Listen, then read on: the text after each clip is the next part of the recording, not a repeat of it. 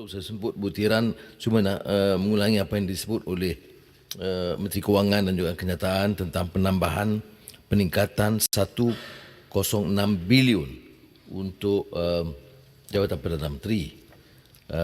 Dan saya akan sentuh hal yang demikian dalam butiran 01-000 pengurusan muka surat 99. Kita lihat banyak anggaran perbelanjaan mengurus meningkat 482 juta 436,800 ringgit berbanding tahun lalu, maknanya naik 10.7%. Saya nak tekankan hal ini dalam keadaan kita sebut ini belanjawan COVID-19. Dan sementara kita bagi RM300 kepada polis ataupun nelayan, peningkatan untuk Jabatan Perdana Menteri pengurusan ini 10.7% iaitu 482.4 juta ringgit. Tetapi yang ditekankan ialah perbelanjaan yang agak tinggi, 32 menteri, 38 timbalan menteri. Di JPM sahaja, 5 menteri penuh, 5 timbalan menteri. Di JPM. Dan dilihat senarai pejawatan 2021 jilid 1 JPM, penasihat khas media dan komunikasi, penasihat khas ekonomi, pejabat utusan khas, pejabat duta khas ke Timur Tengah, pejabat duta khas ke China, penasihat khas mengenai kesihatan awam, pejabat duta khas Jepun, Republik Korea dan Taiwan.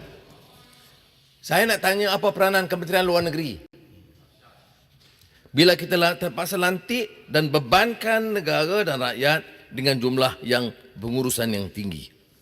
Ya. Jadi bagi maksud B6 Jabatan Perdana Menteri, penambahan yang ketara itu kerana tugas mereka bagi saya adalah pertindihan dengan peranan yang mampu dilakukan oleh Kementerian Luar dan duta-duta besar kita di seluruh negara. Membincangkan soal COVID, keprihatinan tidak setimpal dengan memberikan upah kepada jawatan yang tidak berkesan. Dan dalam COVID-19 ni, duta-duta khas ke mana mereka pergi? Semua di Kuala Lumpur. Yang itu yang kedua saya nak sebut tentang ada yang telah selindung sedikit. Kita bicara soal jasa, KPKT, pegawai khas. Rupa-rupanya di JPM, kalau kita lihat dalam butiran besar 060000 dan butiran kecil 060200, emolumen kaki tangan kontrak. Ada pertambahan untuk kaki tangan kontrak 200 juta ringgit tahun 2021. Peningkatan 181 juta 446,000 ringgit berbanding tahun sebelumnya. 181.4 juta ringgit untuk pegawai kontrak politik di bawah Jabatan Perdana Menteri. Ini dalam keadaan kita war-warkan ini adalah kerajaan yang prihatin tentang COVID-19. Saya nak tanya, apa hubungan 181 juta ringgit ini dengan derita rakyat miskin yang menganggur yang sekarang menuntut pertimbangan dan perhatian kerajaan hari ini? Kalau kita masuk semua sekali dengan jasa dan KPKT, ia sudah mencecah 250-300 juta ringgit. Jadi lantikan politik ini rupanya diselindung, satu lagi di bawah Jabatan Perdana Menteri. Saya mahu Perdana Menteri sendiri bangun untuk menjawab hari ini apa keperluan manakala kita bawa gambaran dan sikap kenyataan di media seolah-olah kita adalah kerajaan prihatin tentang derita rakyat, tetapi kita berikan 181 juta untuk pegawai kontrak yang sepatutnya dipindahkan kepada Barisan Harapan dan anak-anak muda yang menganggur sekarang yang terpaksa menyara anak pinak mereka.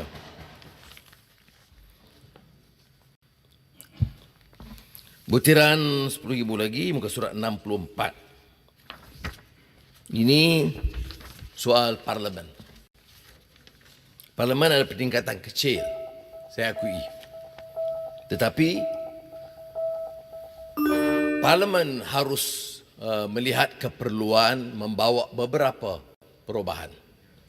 Kita bicara soal reform Parlimen, terbantut sekarang. Penubuhan jawatankuasa Select Committee tertangguh berbulan-bulan. Jadi peranan ini patut kita segerakan. Dan saya harap dengan perbahasan yang menyentuh juga tentang peranan Parlimen, kita juga menimbangkan kedudukan Parliamentary Services Act yang diperkenalkan tahun 1963 dan kemudian dimasukkan. Pada tahun 2018, Akta Perkhidmatan Parlimen ini kita bangkitkan semula dan saya ingat sebagai pengusi caucus kita telah kemukakan dukungan yang kuat terutama kerana menjamin keselesaan kedudukan bukan setakat speaker, saya tak sebut timbalan, yang terjamin kedudukan mereka agak lebih relatif lumayan.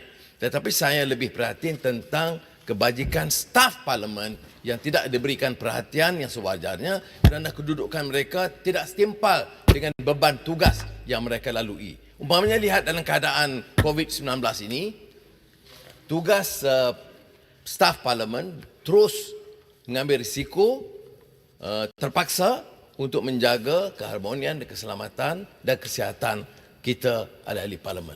Maka saya harap ahli-ahli Parlimen ini secara menyeluruh akan memberi sokongan supaya skim perkhidmatan Parlimen ini melalui Akta Perkhidmatan Parlimen diperkenalkan dalam tempoh yang segera untuk menjamin bukan sahaja kedudukan mereka supaya lebih selesa dan baik, supaya tugas mereka itu lebih terjamin dan dengan sedemikian menjamin kedudukan ahli-ahli Parlimen sendiri. Perkara ini saya tekankan kerana dah lama tertangguh. Dan kalau Parlimen yang membicarakan soal negara tak boleh teliti dan pandang kedudukan staf yang menjaga dia, ini sangat mengaibkan pada hemat saya. Patut kita paling ke depan. Bukanlah kenyataan saya ini untuk memberikan jaminan ganjaran yang berlebihan, tidak. Saya telah teliti dalam caucus secara terperinci kedudukan dan skim perkhidmatan, saya fikir wajar diberikan perhatian dan ruang apa yang disebut wewenang, kelonggaran untuk Parlimen itu bebas daripada ikatan jabatan pentadbiran lainnya selari dengan pahaman kita tentang separation of powers. Jadi Parlimen mesti punya skim yang bebas supaya pegawainya tidak tunduk kepada skim jabatan perkhidmatan di bawah Jabatan Perdana Menteri. Ini saya harap dapat diberikan perhatian segera dan dapat dukungan ahli-ahli Parlimen semua. Yang Timbalan Yang Bertuah, terima kasih. Terima kasih Yang Berhormat Pak Dison.